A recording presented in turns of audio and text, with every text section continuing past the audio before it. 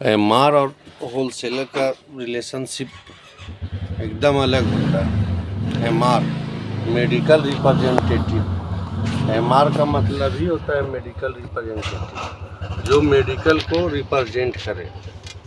अपने मेडिकल को रिप्रेजेंट करने का मतलब है, मेडिकल जो कहने का मतलब है दवाई को रिप्रेजेंट करे, जो अपने कार्यरत कंपनी में रह के समझिए ऐड कर रहा है, अपने कंपनी का ऐड कर रहा है। पहला काम उसका है डॉक्टर के पास अपने कंपनी के प्रोडक्ट को बताना, समझाना और उनसे लिखवाना। और उसके बाद है सो केमिस्ट मतलब कि दवा दुकानदार के पास अवेलेबल करवाना। दवा दुकानदार के पास अवेलेबल कहाँ से होगा? वो स्टॉकिस्ट से होगा, होलसेलर से होगा। हर कंपनी का अलग अलग स्टॉकिस्ट है। मैनकाइंड का अलग है, फाइजर का अलग है, एरिस्टो का अलग है। कुछ है कि एक ही शहर में मैनकाइंड का 5 गो स्टॉकिस्ट है, फाइजर का 3 ठो स्टॉकिस्ट है। जिस तरह का कंपनी है उस तरह का है। इनकम है तो 5 ठो है। तो होलसेलर और एमआर का जो रिलेशन है वो एकदम अलग टाइप का रिलेशन है। स्टॉक पॉइंट, सीधा सा भाषा में स्टॉक पॉइंट बोला जाता है। जो भी होलसेलर है स्टॉक पॉइंट, अगर स्टॉक को अलग कर दीजिए और पॉइंट को अलग। स्टॉक मतलब है सो ज़्यादा मात्रा, और पॉइंट मतलब केंद्र बिंदु। ज़्यादा मात्रा में केंद्र बिंदु जहाँ पर माल रखा जाता है उसको होलसेल कहा जाता है। वही होलसेलर जो ज़्यादा मात्रा में माल को रखे हुए है वो आपका होलसेल है।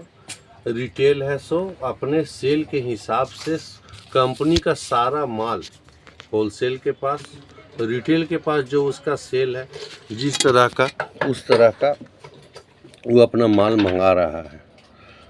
निर्भर करता है कि कंपनी कैसा है। कभी कभी है सो एमआर है सो स्टॉकिस्ट को अपने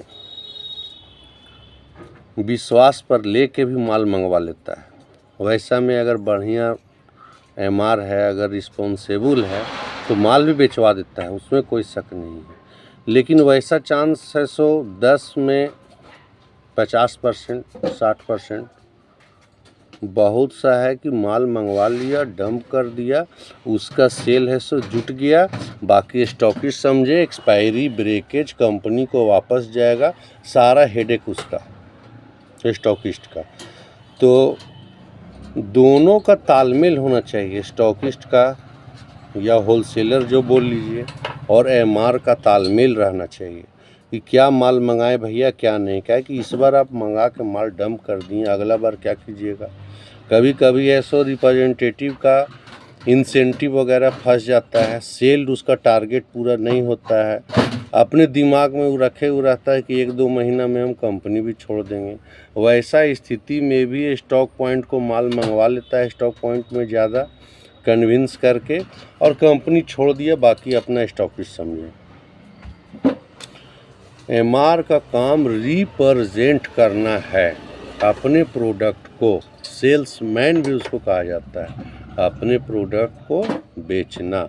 लेकिन बहुत ही अच्छा जॉब, पढ़ा लिखा लोग का जॉब है ये। स्टॉकिस्ट में को बहुत संभल के रहना है। अगर नहीं संभल पाइएगा तो कहीं डंपिंग माल आपका, मान लिए कि आप पैसा लगा दें कोई कंपनी में 10 लाख, उसमें 6 लाख का आपको डंपिंग प्रोडक्ट है, 4 लाख का प्रोडक्ट आपका चलने वाला है, 4 लाख का आपका रोटेशन है, बाकी 6 डंप करवा दिया है, तो आपका तो मोटा पूंजी डंप हो गया ना।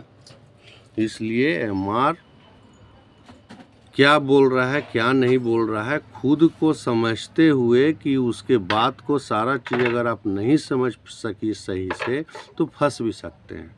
लेकिन सही रिप्रेजेंटेटिव का ये काम नहीं है, अनुभवी रिप्रेजेंटेटिव ऐसा नहीं करता है। ये सब नया जो रिप्रेजेंटेटिव है या थोड़ा पुराना हो गया है, कंपनी छोड़ना है, जब तक मजबूर नहीं होता है तब तक इस तरह का काम एमआर भी नहीं करता है। तो एमआर और स्टॉकिस्ट में आपका यही अंतर है, और यही दोनों का तालमेल भी है एमआर और स्टॉकिस्ट का। और इसी तरह से है सो मेडिकल का व्यापार चलता है।